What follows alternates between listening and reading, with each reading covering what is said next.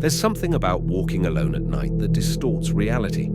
Sounds stretch longer, shadows reach farther, and if you're unlucky enough, sometimes things follow you home. It was a late October evening when Henry, a freelance writer in his late 30s, decided to clear his mind with a walk. He lived in a quiet neighborhood on the outskirts of a small town, just a few winding roads surrounded by forest and old street lamps that barely worked. Henry had done these walks for years, usually after dinner, when the air cooled and the world seemed quieter. But this night was different. It was later than usual, almost midnight. He had lost track of time while working, and now the world outside had grown unnervingly still. The moment he stepped out, the cold clung to his skin like something alive.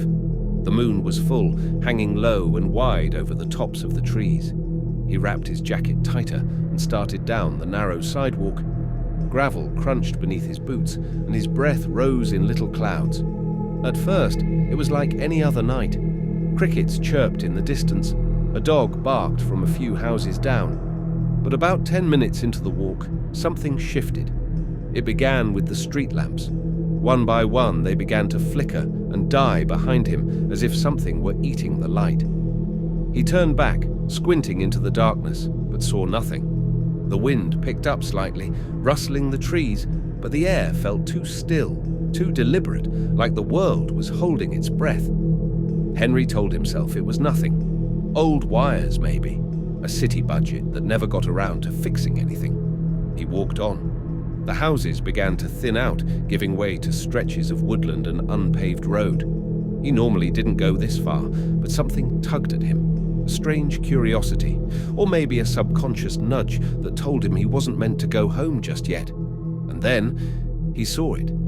At the edge of the road, just under the next street lamp, stood a figure, motionless, thin, too tall. Its outline was like a man's, but wrong in all the subtle ways that make something horrifying. The limbs hung too low. The head tilted slightly, as though it were listening. Henry stopped walking. The figure didn't move. He blinked. Still there. It stood half in shadow, as though trying to blend in with the darkness, but failing just enough for the eye to catch. Henry's breath caught in his throat. His instincts screamed to turn around, but his legs wouldn't move. And then, in the span of a blink, it was gone. The figure vanished, like a shadow that had never been real. But the street lamp under which it had stood was now flickering erratically, buzzing like a dying fly. The rest of the road beyond it disappeared into blackness. Henry finally turned around, a cold sweat sliding down his spine. He started walking back, faster this time. His mind raced, trying to rationalize. A trick of the light, a tree, a tired mind playing games. But the sense of being watched crept up again. He could feel it behind him. No footsteps, no sound, just a pressure, a gaze. As if invisible eyes were pressing into the back of his skull. He picked up his pace. The road home never felt this long. Every turn felt unfamiliar, like he had walked too far into a place that didn't want him anymore. Even the trees looked different, taller, more twisted, leaning in like eavesdroppers. Then he heard it, a soft scrape, like shoes dragging across pavement. It was behind him. Henry froze.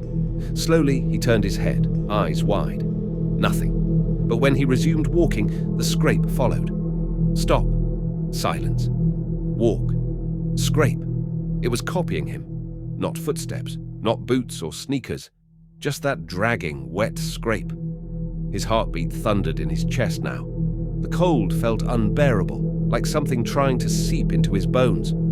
The hairs on the back of his neck stood on end, and deep inside, a primitive terror took hold, like something older than fear itself was now following him. He broke into a jog.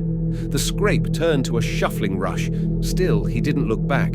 Every part of him screamed not to. The road bent, twisted. The trees on either side were closing in. There were no more houses now, no more lights, just an endless black tunnel of forest and gravel. It felt like the world was collapsing into this single path. Suddenly, the sound stopped. He paused. Silence. Too silent. Not even the crickets now. Just a hollow, humming quiet. Henry's breath was ragged, his knees felt weak. He took a cautious step forward. That's when he saw it again. This time, directly in front of him. The same figure, the too tall shape. Its limbs like branches, too long to belong to a man. Its face, or where its face should have been, was void. Just skin, smooth, featureless.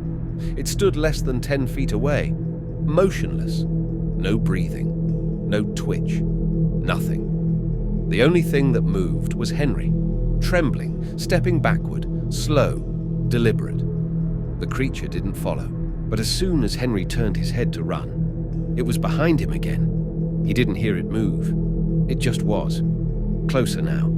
He could feel the cold radiating off it like death in physical form. It smelled like damp soil and rotting leaves, like something buried and unearthed. Henry sprinted. Branches whipped his face. His lungs burned. He didn't know where he was anymore. The path twisted in impossible ways. The forest felt alive, rearranging itself to keep him lost. And the thing chased him, never touching, never vocalizing, just following, relentless. At last, a light, faint, distant, flickering through the trees. His house. He barreled through the woods, stumbled into the yard, and slammed the front door shut behind him. Locked it, bolted it. Every light in the house came on. Silence. Minutes passed. An hour. No scrape. No knock.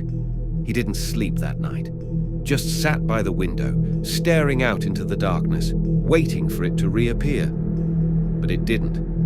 Not that night. Or the next. But things were different now.